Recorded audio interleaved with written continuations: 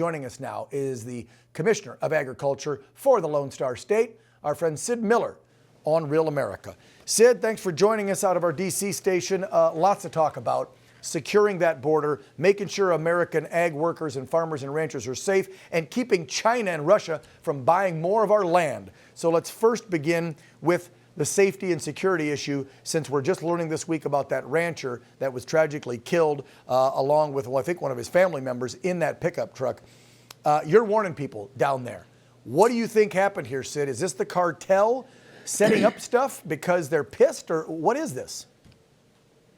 Well, we've hit them in the pocketbook. You know, they're no longer able to get their drugs across. They're not getting the coyote money for you know, collecting $10,000 a piece for these illegals to get them across the river. So they're trying to mark their turf, and they're trying to send a message. You know, I don't care if you own this land. Don't come out here. You know, don't get in our way. We're going to get these drugs across. And actually, Dan, this is the second IED. This is not the first time this has happened. There was one a couple of weeks ago just south of Alamo, Texas, where a rancher's truck was blown up. So this is getting to be a little too common of an occurrence. So I put out the notice warning my farmers and ranchers to beware, be on the lookout. You know, don't go out after dark. Be careful driving on dirt roads. Look for anything unusual that hasn't been there in the past. We got to take some extra precaution. This man, he lost his life. His friend lost his life, and his wife is in the hospital in very serious condition. That was 3 casualties on that one IED. It's terrible. Wow. Well, I'll tell you, and I think you're a little old school like me, I'd like to see us just go down there and take a couple Predator drones and drop a few bunker busters and just kill all these damn cartel members on the ranch they live on. I want to play a quick soundbite and get your take on the backside. This is our new Secretary of Defense, Pete Hegseth, commenting about the cartels and what should be done to them, and pretty much saying everything is on the table. Watch this. What's your message to the cartels? You know, they're watching all this. What's your message to them? Oh, my message has been from the beginning, we're taking nothing off the table. Nothing. We will do whatever it takes to secure the American homeland, to maintain our sovereignty, and protect the American people. Does that mean you're ruling out potential strikes inside of Mexico on fentanyl labs that we know they exist, and we know where they exist? No, I don't think I ruled anything out. Anything's on the table. Not ruling out airstrikes on Mexican soil on the cartel. I'm loving this. How about you, Sid? Well, the only thing the cartels understand is brute strength. I mean, they survive on instilling fear and terror and dread and horror.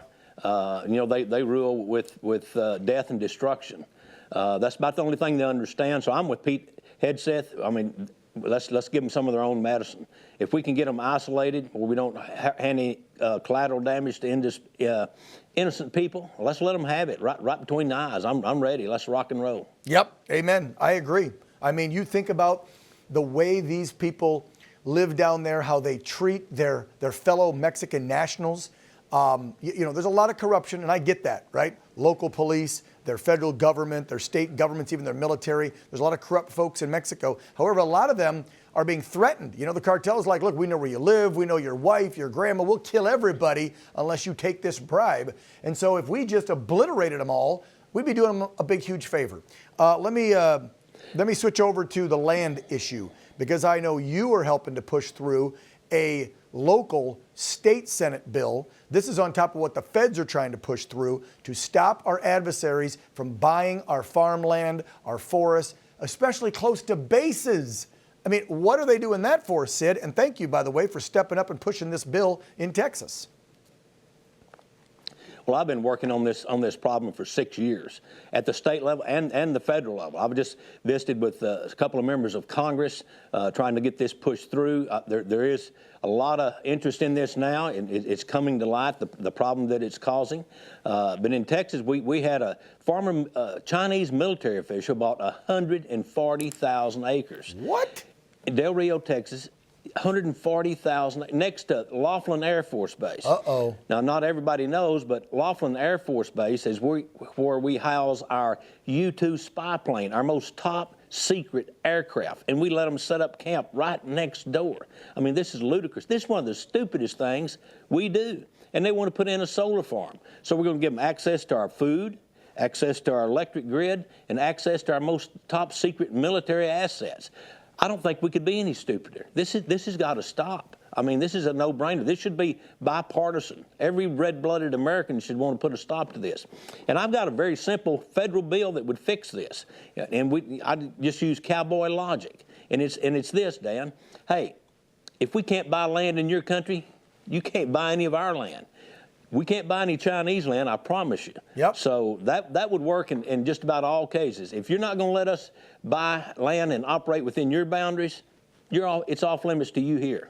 That makes perfect cowboy logic sense to me. Yep, common sense. Well, there's a lot of folks on the left and even some on the right in our own camp, and you even got them in Texas, that don't use much common sense these days. Let's be real, Sid. Finally, because I got a head of agriculture on my show, I got to ask him, because the mainstream media and the Democrats love trying to throw and blame Trump for this.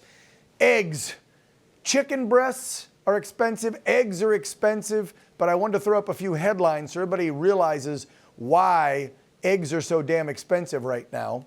So let me just read this headline. White House economist gives plan to control the avian flu, lower egg price after the Biden regime killed chickens.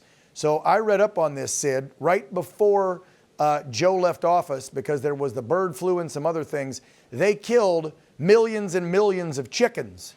So we had a bird flu, they killed them off, it's supply and demand. Why else are eggs costing so much and chicken meat, and will we see it come down anytime soon? Because the American consumer wants to know, Sid. Well, we've got two segments in the poultry. We got broilers, chicken wings, chicken tenders come from that. Then we have eggs. Yep. The difference is the hens, they lay for 5 up to 7 years. A broiler, from time it's hatched till it's ready to ship, is about 6 to 7 weeks. So that's why you haven't seen chicken wings go up. Certainly not like eggs. Okay. We can reproduce those and get back real quick. Laying hens, it's 6 months before we can get those back up. So here's what we're doing. We're reaching out. We are a net exporter of poultry meat. We raise all the chicken we need and we sell the rest. So it's easy to adjust. We just don't send out as many exports, and that's kept the price of chicken from going up. Eggs, we consume all the eggs we grow. We don't export any eggs. And we only import eggs from one country, that's Turkey. So we hadn't imported any eggs since 2023 from Turkey, but we've reached out to them.